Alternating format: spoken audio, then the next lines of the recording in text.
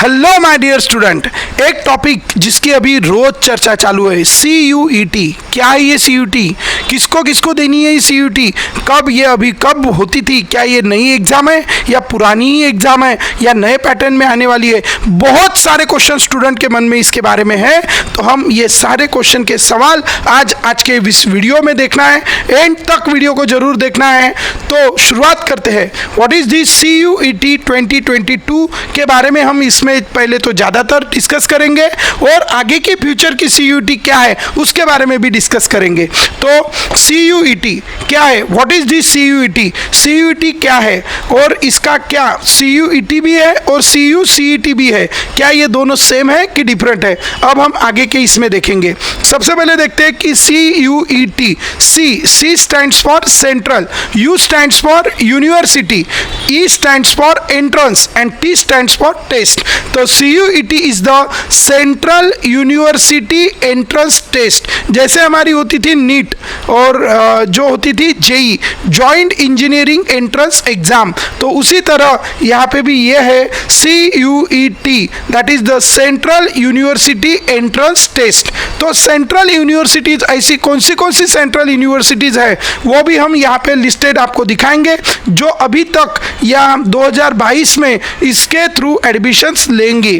और अभी गवर्नमेंट का ऐसा कहना है कि फ्यूचर में हम ये नीट और JEE के एग्ज़ाम ना लेते हुए हम मेडिकल इंजीनियरिंग की और भी अदर बहुत सारे कोर्सेस है जिनकी एडमिशन हम इसी तरह की एग्ज़ाम लेके उससे करवाएंगे। तो अभी तक जो CUET होने वाली होती थी या 2022 में जो CUET है उसका कैसा एग्ज़ाम पैटर्न रहेगा, क्या रहेगा, उसमें कौन से कोर्सेस में एडमिशन मिलेंगी, वो सारी हम यहाँ पे अभी देखेंगे। तो यह है CUET क्या है, हमने देखा है नेशनल लेवल एग्ज़ाम ये होती है और इसके देने से हम graduate, undergraduate, postgraduate and research program courses, मतलब जो ग्रेजुएट के कोर्सेस होते हैं उसके साथ साथ जो पोस्ट ग्रेजुएट के मतलब MSc BSc ये जो कोर्सेस होते हैं, उसके साथ साथ जो रिसर्च प्रोग्राम के कोर्सेस होते हैं, वो सारे की एडमिशन्स आप CUET एग्ज़ाम के थ्रू दे सकते हैं, मतलब हो सकती है।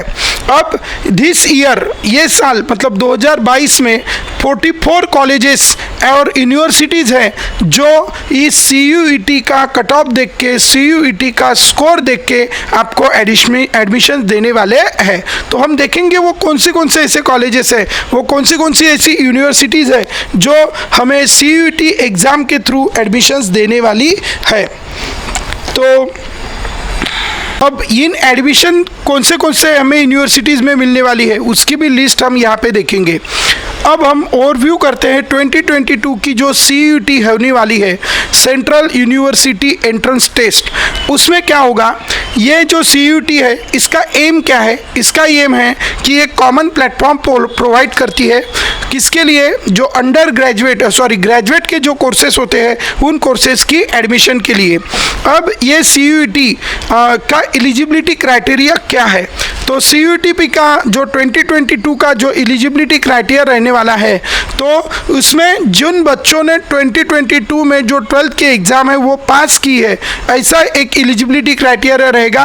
Candidate we have pass the class 12th और इक्विवेलेंट एग्जामिनेशन और अपियरिंग इन 2022, जिन्होंने अपियर भी किया होगा 2022 के एग्ज़ाम, अभी तक वो पास नहीं होंगे, ऐसे बच्चे भी CUET एग्ज़ाम के लिए क्वालिफाई है, वो उस एग्ज़ाम को दे सकते हैं। सेकेंडली उनका एज, यहाँ पे एक बहुत इंपॉर्टेंट सी बात है कि CUET एग्ज़ाम में एज का कोई क्राइटेरिया नहीं रखा हुआ है, इसलिए लेकिन आप CUET के एग्ज़ाम पर्टिकुलरली कौन से यूनिवर्सिटी में एडमिशन लेने के लिए दे रहे हो ये इम्पॉर्टेंट है। अगर आप जिस यूनिवर्सिटी में एडमिशन लेने के लिए CUET के एग्ज़ाम दे रहे हो उस यूनिवर्सिटी में कुछ अगर एज का क्राइटेरिया है तो फिर आपको उस क्राइटेरिया को ध्यान में रखते हुए ही CUET के एग्ज़ाम देनी है। CUET ने खुद के लिए ऐसा कोई क्राइटेरिया नहीं रखा है, कोई भी एज क्राइटेरिया इसके लिए नहीं है। तो हाउएवर कैंडिडेट यहाँ पे है कि as can appear in CUET, candidate have to fulfill the age criteria specified by the particular university to which that candidate wish to apply. Secondly, there is no age limit. अभी मैंने बताया कि उसमें कोई एज लिमिट नहीं है who wants to apply for CUET. Secondly, the existing policies of respective universities with regard, मतलब आपको जो यूनिवर्सिटी के लिए जाना है उसकी जो भी पॉलिसीज है वो आपको डिटेल में जाके अच्छे से उसको पढ़ लेना है जो यूनिवर्सिटी में आप अप्लाई करना चाहते हो. सेकेंडली, उसका जो भी एलिजिबिलिटी क्राइटेरिया है उसको आपको फॉलो करना पड़ेगा. मतलब ऐसा नहीं है कि आपने CUET दे दिया, उसमें आपका स्कोर आ गया तो आप जो चाहे वो यूनिवर्सिटी में एडमिशन ले पाएंगे, ऐसा नहीं है. ठीक है, मार्क्स का क्राइटेरिया वहाँ पे चलेगा, लेकिन एज लिमिट और वो भी जो भी उनके क्राइटेरियाज है वो भी आपको अलग से फॉलो करने पड़ेंगे, तभी आपको रिस्पेक्टिव कॉलेजेस में एडमिशन मिलेगी. इसलिए आपको कॉलेज के क्राइटेरिया, जिस कॉलेज में आप एडमिशन लेना चाहते हो उसके लिए भी आपको उसका क्राइटेरिया चेक करना जरूरी है.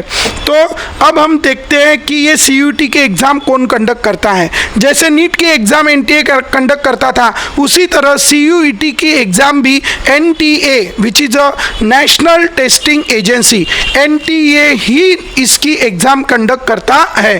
तो NTA कंडक्ट करता है और ये जो है वेरियस अंडर ग्रेजुएट जो कॉलेजेस है उसके लिए, यूनिवर्सिटीज़ के लिए ये कंडक्ट करवाता है. उसके बाद CUET सिर्फ सेंट्रल यूनिवर्सिटीज़ के लिए है क्या? तो CUET कुछ कॉलेजेस की और यूनिवर्सिटीज़ की लिस्ट है जिसके मतलब CUET की एग्ज़ाम देने के बाद जिसमें आपको एडमिशन मिल सकता है, उसकी पूरी लिस्ट है जो मैं आगे के स्लाइड्स में आपको दिखाऊंगा. तो उसमें 3 टाइप की यूनिवर्सिटीज़ इंक्लूड है. ऐसा नहीं कि सिर्फ सेंट्रल ही है, तो स्टेट यूनिवर्सिटीज़ भी उसमें आएंगी. उसके बाद प्राइवेट यूनिवर्सिटीज़ भी कुछ रहेंगी और कुछ डीम्ड यूनिवर्सिटीज़ भी रहेंगी. कॉमन यूनिवर्सिटी एंट्रेंस टेस्ट के अंदर 45 सेंट्रल यूनिवर्सिटीज़ है, जो कुछ स्टेट यूनिवर्सिटीज़ है, प्राइवेट है और कुछ डीम्ड यूनिवर्सिटी है. तो मार्च 2022 में जो CUET के एग्ज़ाम है, ठीक है, उसमें ये नीचे गई, मतलब इतनी यूनिवर्सिटीज़ का उसमें पार्टिसिपेशन रहेगा या इतनी यूनिवर्सिटी में हम एडमिशन उसके थ्रू ले सकेंगे. सेकेंडली, स्कीम कैसे रहेंगी CUET की एग्ज़ाम. तो CUET के एग्ज़ाम में जो आपको जो सिलेबस दिया गया है, अभी जो फिलहाल में होने वाली है 2022 के बारे में, नेक्स्ट जो होंगी उसके लिए जो क्राइटेरिया होगा वो चेंज होके आएगा. वो सारा क्राइटेरिया हम बाद में नेक्स्ट वीडियो में देखेंगे. तो अभी जो होने वाली है उसके लिए क्राइटेरिया क्या है, उसके लिए सेक्शन ए है. सेक्शन ए में 2 सेक्शन है. एक पहला सेक्शन है, उसमें 13 लैंग्वेजेस दिए हैं as a medium and languages, ठीक है, और सेक्शन बी में 20 लैंग्वेजेस दिए हैं. तो ऐसा सेक्शन ए है. तो वो 3 सेक्शन में एग्जाम होंगी. सेक्शन 1 रहेगा लैंग्वेजेस, उसमें 2 सेक्शन किए गए. सेक्शन 1 में कुछ 13 लैंग्वेजेस है जिसमें जो मीडियम हम सिलेक्ट करेंगे, और सेक्शन बी में टोटल 20 लैंग्वेजेस है जिसके ऊपर आपको एग्जाम देनी है. तो ऐसे 2 सेक्शन है, लेकिन एग्जाम जो होंगी वो एक ही सेक्शन उसको कंसीडर किया जाएगा, सेक्शन 1, और उसमें टोटल 200 मार्क्स रहेंगे. वो एग्जाम की स्कीम मैं आपको बता रहा हूँ, ये समझो कि आप सिलेबस है. उसके बाद सेक्शन 2 जो रहेगा उसमें 27 डोमेन सब्जेक्ट्स है, जैसे फिजिक्स हो गया, केमिस्ट्री हो गया, मैथ्स हो गया, बायो हो गया, उसके साथ साथ कंप्यूटर साइंस हो गया. ऐसे बहुत सारे सब्जेक्ट्स इसके अंदर रहेंगे. वो सारे सब्जेक्ट भी मैं आपको यहाँ पे दिखाने वाला हूँ. और लास्ट वाला रहेगा सेक्शन 3 जो 300 मार्क का रहेगा, और वो रहेगा जनरल टेस्ट. उसके अंदर रहेगा जनरल नॉलेज. अभी जो 2022 की हो रही है उसके लिए, आगे के लिए क्या रहेगा वो अभी तक 100% कंफर्म नहीं है, इसलिए मैं उसके बारे में यहाँ पे डिटेल में नहीं बता रहा हूँ. तो हम अभी आगे चलते हैं. अब ये एग्जामिनेशन स्ट्रक्चर इन स्लॉट 1 में जो एग्जामिनेशन होगा, अभी मैंने बताया क्या कि जो सेक्शन 1 है उसमें लैंग्वेजेस है. लैंग्वेजेस में 13 टाइप की लैंग्वेजेस इसके अंदर है, और ये 13 लैंग्वेज में से कोई भी एक लैंग्वेज में आपको वो सिलेक्ट करना है और उसमें आपको पेपर देना है. वहाँ पे जो लैंग्वेजेस के ऊपर जो पेपर होने वाला है उसमें MCQ टाइप के 50 क्वेश्चन रहेंगे. एक क्वेश्चन रहेगा 5 मार्क का. लेकिन इस 50 क्वेश्चन में से, जैसे नीट में अभी 50 क्वेश्चन होते हैं, उसमें से 45 सॉल्व करने होते हैं। यहाँ पे 50 क्वेश्चन रहेंगे जिसमें से आपको 40 क्वेश्चन सॉल्व करने हैं, 40 क्वेश्चन आपको उसमें से सॉल्व करने हैं। और एक क्वेश्चन रहेगा 5 मार्क का, तो 40 क्वेश्चन कंपलसरी हो गए, तो 40 इंटू 5 वो हो गया 200 मार्क्स, ठीक है। और इसके लिए जो आपको टाइम रहेगा 45 मिनट्स पर लैंग्वेज, एक लैंग्वेज को आपको 45 मिनट 45 मिनट्स उसको दिया जाएगा। तो ये हो गया हमारा लैंग्वेजेस का पेपर जो 200 मार्क का रहेगा। सेकंडली डोमेन सब्जेक्ट जैसे फिजिक्स, केमिस्ट्री, मैथ्स, तो आपको ज़्यादा से ज़्यादा आप 2 सब्जेक्ट सिलेक्ट कर सकते हो, ज़्यादा से ज़्यादा, ठीक है। तो मैक्सिमम 2 सब्जेक्ट हम सिलेक्ट कर सकते हैं। इसमें भी वही पैटर्न रहेगा, एक क्वेश्चन 5 मार्क का रहेगा, और यहाँ पे 5 मार्क का एक क्वेश्चन है, और कितने हैं 40 क्वेश्चन कंपलसरी सॉल्व, 50 टोटल दिए हैं, उसमें से हमें सॉल्व करने हैं सिर्फ 40 क्वेश्चन।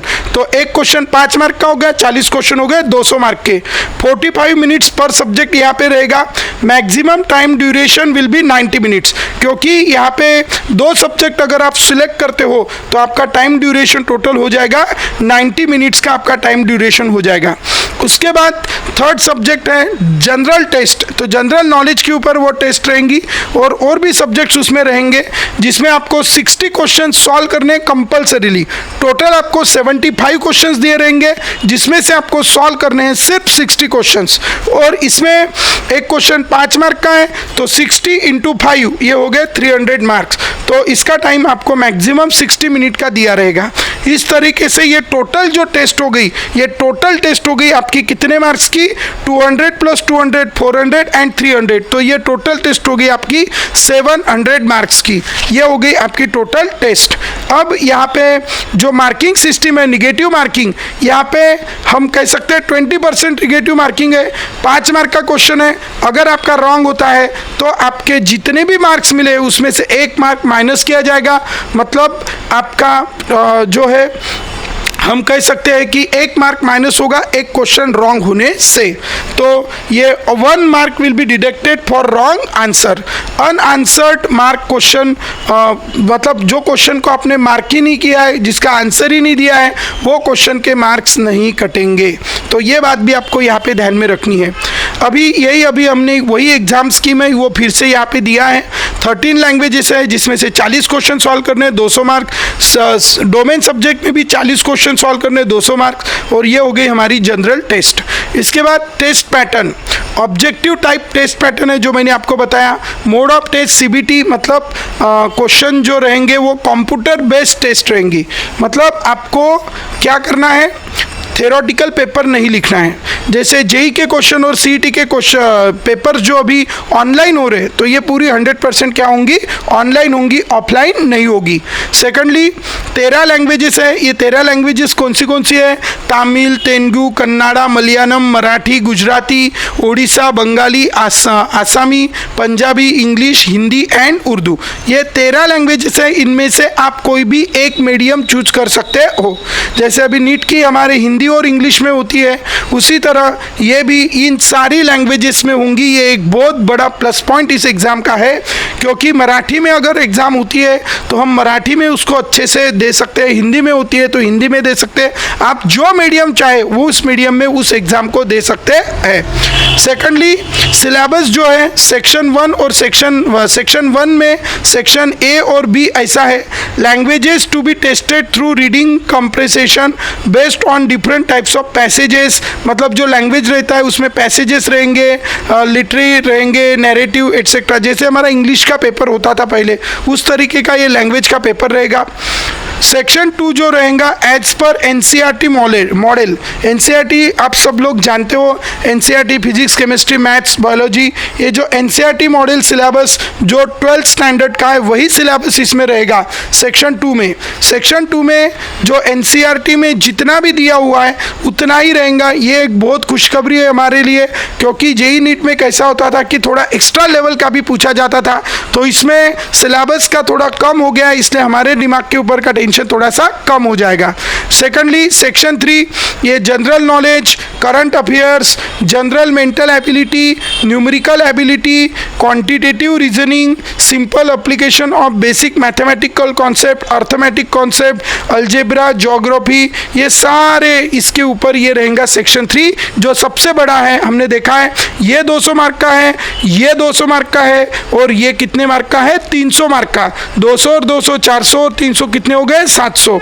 अब इसका रजिस्ट्रेशन आपको अगर करना है तो ये मैंने लिंक यहाँ पे दी है, दैट ऑनलाइन एट http://cuet.samarth.ac.in। इस पे आप जाके पूरी डिटेल इंफॉर्मेशन इसके बारे में निकाल सकते हो। आप इसको थोड़ा जूम करके हम देख सकते हैं कि ये वाली जो लिंक है cuet.samarth.ac.in, इस लिंक को आप देख सकते हो, और ये लिंक पे जाके आप उस लिंक पे जाके और डिटेल इंफॉर्मेशन आप इस एग्ज़ाम के बारे में निकाल सकते हो। ठीक है, तो अभी हम नेक्स्ट स्लाइड की तरफ चलते हैं, जिसमें हम और इसकी और आगे की जानकारी हम इसके बारे में यहाँ पे देखेंगे। तो आशा करता हूँ आपको ये सारी चीज़ें समझ रही होंगी। ऐसे ही नए नए टॉपिक के ऊपर अगर आपको वीडियोज़ हमें देखने हैं तो हमारे चैनल को लाइक और सब्सक्राइब जरूर कर लेना, और आपको अगर इम्पोर्टेंट लगता है तो वीडियो को शेयर जरूर कर देना। तो चलते हैं, अभी थोड़ा आगे चलते हैं, आगे की जानकारी हम इसके लेते हैं। ये लैंग्वेजेस के बारे में, सेक्शंस के बारे में हमने अभी देखा है। Section 3 is not compulsory, it is the very important thing, आप ध्यान में रखेंगे। सेक्शन 3 कंपलसरी नहीं है। Section first B has to attend only if candidate wants to join the degree program in any one of the 20 languages, मतलब जो और भी 20 लैंग्वेजेस दी उसमें अगर है तो ही सेक्शन बी है, अदरवाइज आपको सिर्फ सेक्शन ए सिलेक्ट करना है। Secondly section 2 will be test candidate in the course subject, वो हमने कोर्स सब्जेक्ट उसके दिए हैं, physics chemistry,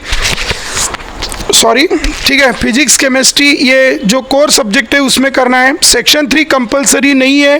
candidates need not to write this test only if it is requirement for the degree program. Degree program को अगर इसकी ज़रूरत है तो ही आपको इसको देना है, अदरवाइज इसको देने की ज़रूरत नहीं है। मतलब जो नीट और जेई के एग्ज़ाम जिस तरीके से होती है उसी तरीके से ये एग्ज़ाम्स होंगी, सिर्फ फ़र्क इतना रहेगा कि वहाँ पे नीट कंडक्ट कर, या नीट या वो इसका नाम रहता था, यहाँ पे एग्जाम पैटर्न थोड़ा सा चेंज होगा। और यहाँ पे एक इम्पॉर्टेंट चीज़ कि उसके जो सिलेबस है वो सिर्फ 11th 12th का या 12th का सिलेबस उसमें रहेगा, तो कंपैरेटिवली हो सकता है वो exam as compare to NEET और जी थोड़ी सी ईजी हो जाए। ठीक है, तो अभी हम आगे चलते हैं। Choice of the test subject depends upon the course. कौन से सब्जेक्ट हम चॉइस करेंगे, ये सब्जेक्ट डिपेंड करते हैं कोर्स जिसके लिए हमें एडमिशन करना है। अभी तक इसमें एमएससी, बीएससी यही कोर्सेज इसमें इन्वॉल्व होते हैं जो मैं आगे यहाँ पे बताने वाला हूँ। ठीक है, तो लेकिन अभी फ्यूचर में इसके अंदर इंजीनियरिंग के कोर्सेज, मेडिकल के कोर्सेज भी इसके अंदर इंक्लूड होने वाले हैं। तो universities and where admission each slot, मतलब कहाँ एडमिशन लेना है उसके ऊपर वो हमारे सब्जेक्ट पूरे डिपेंड करेंगे। Candidate can take a maximum 9 test in the following manner. 9 test वो ले सकता है, maximum 2 languages from the subject 1 and 2 together, maximum 6 domain subject. ये जो है डोमेन सब्जेक्ट जो रहेंगे जैसे फिजिक्स, केमिस्ट्री, मैथ्स, उसके बाद बायोलॉजी, जैसे अभी हम ग्रुप सेलेक्ट करते हैं तो उसी तरह यहाँ से भी हम ग्रुप सिलेक्ट कर सकते हैं। तो 6 domain subject from the section 2 and general test from section 3, ये इस तरीके से हो सकता है। या दूसरा पैटर्न ऐसा है कि मैक्सिमम हम 3 लैंग्वेजेस सिलेक्ट कर सकते हैं और उसके बाद 5 डोमेन सब्जेक्ट ले सकते हैं, और जो सेक्शन 3 है वो ले सकते हैं। Candidate should select those domain subject that they have already studied in class 12। ये बहुत इंपॉर्टेंट है बच्चों, ध्यान रखेंगे। हमें सिर्फ वही डोमेन सब्जेक्ट सिलेक्ट करने हैं जो हमारे कौन से क्लास में थे, 12th के क्लास में थे। हम कोई भी डोमेन सब्जेक्ट यहाँ पे सिलेक्ट नहीं कर सकते। आप बोलेंगे क्यों नहीं कर सकते जी? अरे भाई, आपने 12th में जो पढ़ा है पूरा 2 साल अपना लगा के, उसी के पढ़ाई आपने की है, आप नए सब्जेक्ट सिलेक्ट करेंगे तो 2 महीने में आप कौन सी पढ़ाई कर लेंगे। इसलिए कैंडिडेट को क्या करना है, candidate should have to select those domain subject that they have already studied in 12th standard 2022 के लिए। 2023 2024 उसके लिए जो भी नोटिफिकेशंस आएंगे उसके अकॉर्डिंग टू फिर हमें पहले से इसके लिए तैयार रहना है। In case of particular subject is not there in the CUET domain subject list, then candidate can choose the subject that is most similar to that what is 12th। मतलब particular subject जैसे कोई भी है, computer science है या IT है, तो IT subject अगर इस डोमेन सब्जेक्ट में नहीं है लेकिन IT किसके रिलेटेड है, कंप्यूटर साइंस के रिलेटेड है, तो आपको फिर कंप्यूटर साइंस वहाँ का सिलेक्ट करना है। समझ रहे हो आप। मतलब अगर आपके 12th में जो भी सब्जेक्ट्स है वो सब्जेक्ट अगर इनके डोमेन सब्जेक्ट में नहीं है तो आपको उससे सिमिलर मैच सब्जेक्ट इसमें से सिलेक्ट करना है। और ये इंपॉर्टेंट बात यहाँ पे दी है आपको, ये अलग अलग 9 तरीके से हम ये कॉम्बिनेशन बना सकते हैं 700 मार्क का, 200 200 और 700। उसमें 2 लैंग्वेज आपको लेना कंपलसरी है, आप 3 भी ले सकते हैं, 2 लैंग्वेजेस के, 6 डोमेन सब्जेक्ट और उसके बाद एक जनरल उसका जनरल नॉलेज का, वो जनरल नॉलेज का भी कंपलसरी नहीं रहेगा। ठीक है, तो ये है। इसके बाद मीडियम ऑफ द एग्जामिनेशन, ये सारे लैंग्वेजेस में आप एग्ज़ाम दे सकते हो, आसाम, बंगाल, इंग्लिश, गुजराती, हिंदी में दे सकते हो, मराठी में दे सकते हो, आप पंजाबी में दे सकते हो, ये अलग अलग इसके इंग्लिश में दे सकते हो। जनरली ये 3 लैंग्वेजेस है, बाकी अपनी जो भी मदर टंग है उसमें भी आप ये एग्ज़ाम दे सकते हो। सेकेंडली इसके अंदर कौन से कोर्सेस में अभी 2022 में, ये बहुत इंपॉर्टेंट है, 2022 में जो एग्ज़ाम होने वाली है उस एग्ज़ाम में कौन से कोर्सेस के लिए ये एडमिशन होगा। तो MCA के लिए इससे थ्रू एडमिशन होगा, BSc honours, MSc, BSc honours, MSc, BTech, integrated BSc honours, BTech, BSc, BTech, BCA, bachelor of computer application, integrated ये BSc, MSc, ये कंप्यूटर साइंस में MSc, इसमें केमिस्ट्री में, फिजिक्स में, उसके बाद इलेक्ट्रिकल इंजीनियरिंग, BTech के लिए भी इसमें से कुछ एडमिशन्स होगा, BTech in electrical engineering, physics, chemistry, maths, BSc के लिए भी इसमें से एडमिशन्स होगी। उसके साथ MSc in botany, MSc in zoology, MSc in mathematics, MSc in zoology, बायोहोकल in biomedical science, industrial and waste management में, उसके बाद बायोटेक्नोलॉजी, MSc इन केमिस्ट्री, ये सारे कोर्सेस। और कौन सी यूनिवर्सिटीज़ इसके अंदर देंगी, ये होगी central university of Haryana, central university of Kashmir, central university of Haryana, central university of Odisha, central university of Jammu, ये सेंट्रल यूनिवर्सिटी ऑफ राजस्थान, ये सारे यूनिवर्सिटीज़। और अभी जो 2022 में जो लेटेस्ट होने वाली है वो इन सारे कोर्सेज के लिए होने वाली है। इसमें एडिशनल और भी कोर्सेस है जो हम यहाँ पे देखेंगे, ये देख सकते हो आप, MSc in chemistry in this university, मतलब ये पर्टिकुलर यूनिवर्सिटी के नाम दिए हैं और ये यूनिवर्सिटी स्पेशली इन कोर्सेज के लिए इस CUET एग्जाम के थ्रू एडमिशन करवाने वाले हैं। ठीक है, तो ये आपको दिख रहा है MSc in physics in which university, central university of Tamil Nadu. ठीक है, तो जो भी यूनिवर्सिटीज़ है उन्होंने भी स्पेसिफिक दिया है कि हम भाई ये पर्टिकुलर कोर्स के लिए ही आपकी एडमिशन लेंगे, इस पर्टिकुलर कोर्स के लिए। तो ये सारी यूनिवर्सिटीज़ है जिसके अंदर एडमिशन्स होने वाली है। पास मार्क्स फॉर CUET के लिए कम से कम आपको 60 परसेंटाइल टोटल मार्क्स मिलना जरूरी है, 55 to 60 परसेंटाइल मिलना जरूरी है। ऐसे पूछा गया है कौन सी टॉप 10 यूनिवर्सिटीज़ है, ये गूगल के सर्च के अनुसार ये कुछ टॉप यूनिवर्सिटीज़ है जो आप ऐसे भी सर्च कर सकते हो। How is CUET score is calculated, जैसे हमारा JEE NEET CET का स्कोर कैलकुलेट होता था, क्या है कि टोटल इतने मार्क्स की एग्जाम है, उसमें से जो सबसे बड़ा टॉपर रहेगा उसको कितने मार्क्स है उसको 100% कंसीडर करके हम उसका परसेंटाइल स्कोर निकालते थे या वो निकालते थे। उसी तरह इसकी भी अपनी एक खुद की प्रोसेस रहेंगी परसेंटाइल स्कोर निकालने की, बट ये ध्यान में रखना है कि टोटल कितने मार्क्स की एग्जाम है वो पैटर्न हमने दिया है, वो एग्जैक्टली कैसी रहेंगी परसेंटेज स्कोर निकालने की वो अभी तक मतलब हम क्लियर नहीं बता सकते।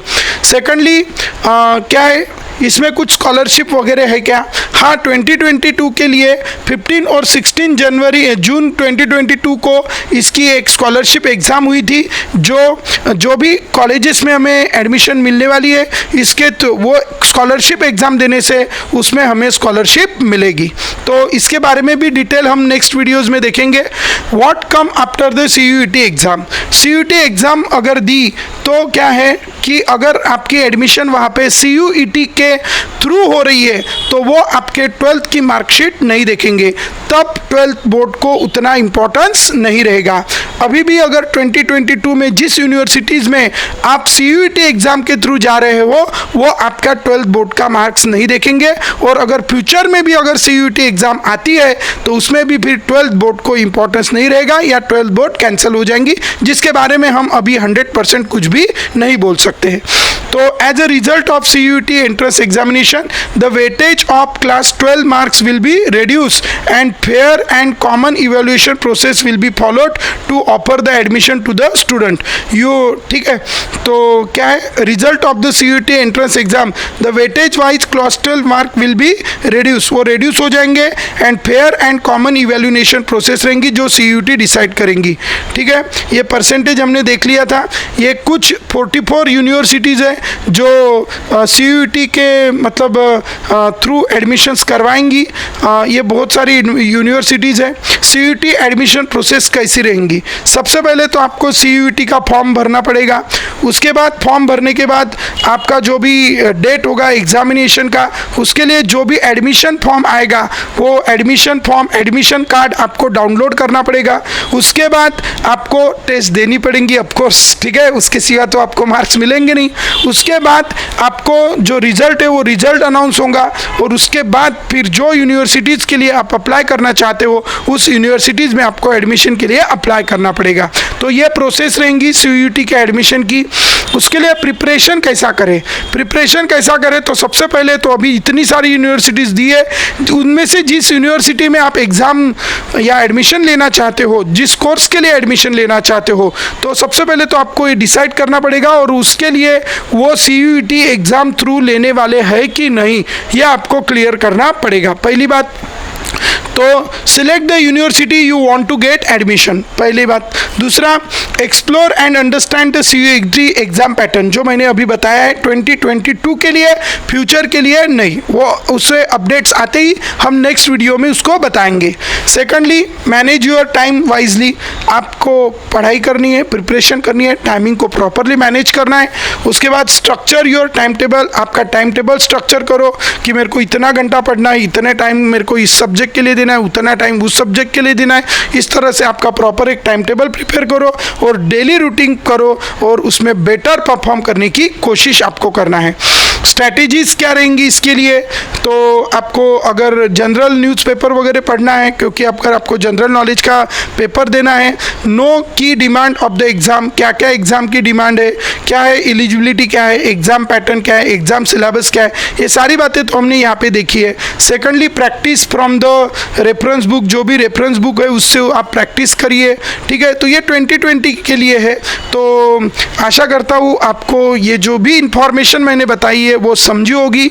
हो सकता है थोड़ा बहुत कुछ कम ज़्यादा इसमें हुआ है, क्योंकि लेटेस्ट है, अभी जो भी इंफॉर्मेशन इधर उधर से आई है उसके बेसिस पे मैंने आपको ये बेस्ट देने का कोशिश किया है।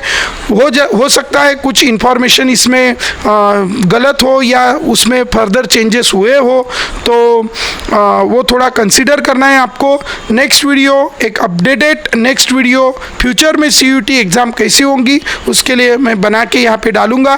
Thank you so much. अगर आपको वीडियो अच्छा लग रहा है, आपको नॉलेज मिल रहा है, तो लाइक और शेयर मत करना।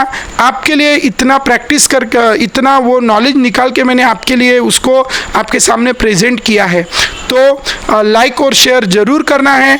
और वीडियो को अगर हमारे चैनल को आपने सब्सक्राइब नहीं किया तो सब्सक्राइब जरूर कर देना है। मिलेंगे नेक्स्ट वीडियो में, बाय बाय।